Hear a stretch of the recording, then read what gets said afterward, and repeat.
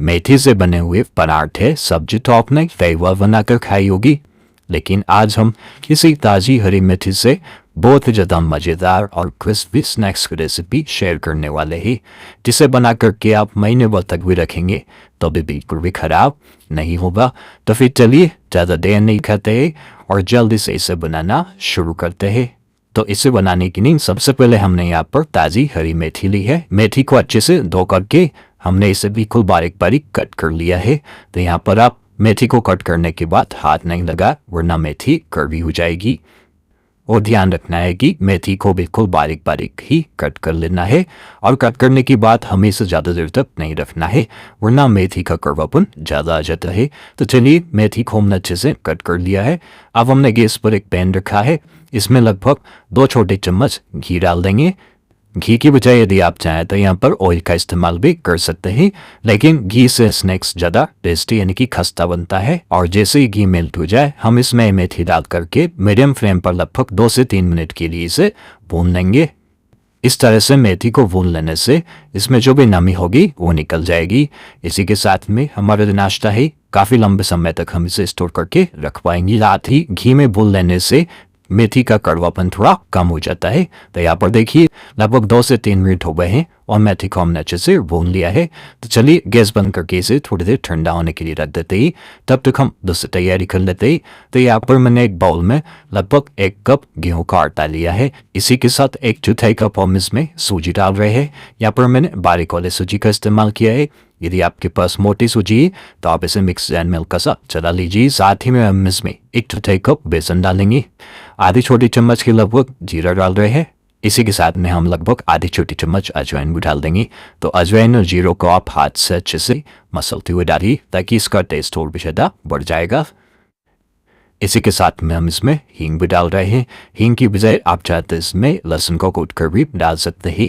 लगभग 1 छोटी चम्मच हम इसमें सफ़ेद तिल और आधी छोटी चम्मच कलौंजी डाल देंगे। यदि आपके पास अवेलेबल नहीं है तो आप इसे स्किप कर सकते हैं।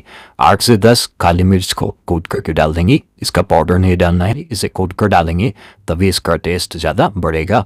लगभग 1/4 छोटी चम्मच हल्दी पाउडर डाल देंगे और 1 चम्मच भर के हम इसमें काश्मीरी लाल मिर्च पाउडर डाल रहे हैं। ये ज़्यादा तीखी नहीं होती है, लेकिन इससे मिर्ची का कलर बहुत ही बढ़िया आता है।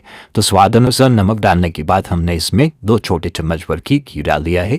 यहाँ पर घी को मैंने मेल्ट करके नहीं डाला है। तो पहले हम एक बार सभी चीज़ों को अच्छे से मिक्स कर लेते हैं, ताकि मसाला और घी आटे में अच्छे से मिक्स हो जाएंगे। और इसके बाद जो हमने मेथी भून कर रखी हुई थी वो भी इसमें डाल देंगे और इसे भी आटे के साथ ही अच्छे से मिला लेंगे। यहाँ पर देखिए, मेथी को आटे में डालने के बाद हमने इसे अच्छे से मिक्स कर लिया है और इस तरीके से इसमें ये मुट्ठी बनने लग गई है, यानी कि इसमें जो हमने मोयन डाला है घी का वो बिल्कुल परफेक्ट है। तो बस अब थोड़ा थोड़ा पानी डाल करके हमें इसका डो लगा लेना है। यहाँ पर हमें डो को बहुत ज़्यादा सख्त नहीं रखना है, हल्का सा हम इसे सॉफ्ट ही रखेंगे ताकि बेलने में आसानी रहेगी। तो ये देखिए, हमारा डो लगकर तैयार हो चुका है। चलिए, अब हम इसे थोड़ी देर के लिए रेस्ट करने के लिए रख देते हैं, तब तक हम दूसरी तैयारी कर लेते हैं। तो यहाँ पर अब हम एक बाउल में लगभग 3 छोटे चम्मच कॉर्नफ्लोर डाल देंगे और इतना ही हम इसमें घी भी डाल देंगे, यानी कि 3 चम्मच हमने कॉर्नफ्लोर लिया है तो 3 चम्मच ही हम इसमें घी डाल कर इसे अच्छे से मिला लेंगे। हमें इसका गाढ़ा घोल बनाना है, यानी कि इसका साटा तैयार करना है। यदि घी मेल्ट करके डालेंगे तो इसका घोल अच्छे से बन पाएगा। तो यहाँ पर देखिए, ये घोल हमारा बनकर तैयार हो चुका है। यदि आपको लगता है कि घोल थोड़ा गाढ़ा है तो अपने हिसाब से थोड़ा सा और इसमें घी मिला लीजिए। तो चलिए, ये आटा भी बनकर रेडी हो चुका है और इस तरफ आटे ने भी अच्छे से रेस्ट कर लिया है। तो एक बार फिर से हम इसे अच्छे से मसल लेंगे और मसलने के बाद में इसकी छोटी छोटी सी लोइयाँ तैयार कर लेंगे। देखिए, इस तरीके से जो हम रोटियाँ बेलते हैं, बस वैसे ही छोटी छोटी सी हमें लोइयाँ भी तैयार कर लेनी है। और लोइयाँ तैयार करने के बाद हम इसकी पतली पतली सी रोटियाँ बेल लेंगे। तो बेलते टाइम यदि आपको ज़रूरत लगी तो ही आप इसके ऊपर सूखा आटा लपेटे, वरना बिना आटे के ही आप पतली सी रोटियाँ बेलकर तैयार कर लीजिए। तो यहाँ पर देखिए, मैंने ये बिल्कुल पतली सी रोटी बेलकर तैयार कर ली है और आप यहाँ पर देख सकते हैं कि मैंने टोटल पहले 3 रोटियाँ बेलकर तैयार कर ली है। तो यहाँ पर जो हमने रोटी बेली है, इसके ऊपर अब हम ये कॉर्नफ्लोर और घी का घोल लगा देंगे। तो थोड़ा थोड़ा करके पूरी रोटी पर इस तरीके से ये घोल लगा करके इसे अच्छे से फैला लेंगे। इसके बाद हम इसके ऊपर दूसरी रोटी रखेंगे और इसी तरीके से ये आटा इसके ऊपर भी अच्छे से फैला लेंगे। और फिर से हम इसके ऊपर ही देसी रोटी रख देंगे और इसी तरीके से इस घोल को रोटी के ऊपर फैला लेंगे। अब हम इसे करेंगे फोल्ड, तो बिल्कुल टाइट हाथों से हमें इसे फोल्ड कर लेना है। तो वीडियो में आप देख रहे होंगे कि किस तरीके से मैंने रोटी को फोल्ड किया है। फोल्ड करने के बाद हल्का से इसे हाथ से प्रेस कर लेंगे।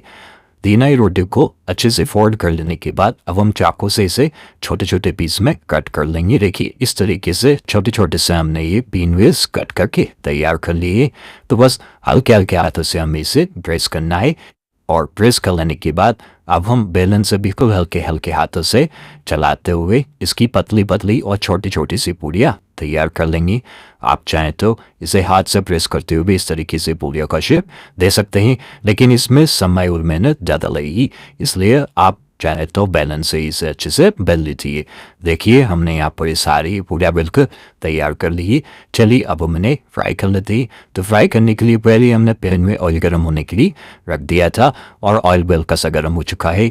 इन्हें फ्राई करने के लिए आप ऑयल को बहुत ज़्यादा गर्म नहीं करें, वरना पूड़ियों का कलर ऊपर से चेंज हो जाएगा और अंदर से ये कच्ची रहेगी। तो जब पूड़ियाँ एक तरफ से अच्छे से फ्राई हो जाए, यानी कि इनका कलर चेंज होने लगी, तभी आप इन्हें पलटे और दोनों तरफ से उलट पुलट करते हुए इन्हें फ्राई कर लीजिए जब तक ये अच्छे से क्रिस्पी नहीं हो जाती है या फिर इनका कलर चेंज नहीं हो जाता है। मेथी से बनी हुई ये पूड़ियाँ खाने में आपको बिल्कुल भी कड़वी नहीं लगेगी, साथ ही हेल्दी भी होगी।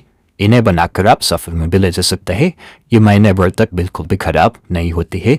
तो यहाँ आप देख सकते हैं कि पूड़ियाँ हमारी बहुत अच्छे से फ्राई हो चुकी है, यानी कि इनका कलर अच्छे से चेंज हो चुका है।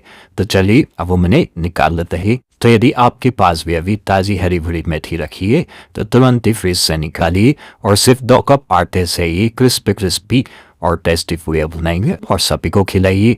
और अगर आपको मेरी रेसिपी पसंद आती है तो प्लीज़ इसे लाइक कीजिए, शेयर कीजिए और मेरे चैनल को सब्सक्राइब करना बिल्कुल ना भूलें। वीडियो देखने के लिए बहुत बहुत धन्यवाद।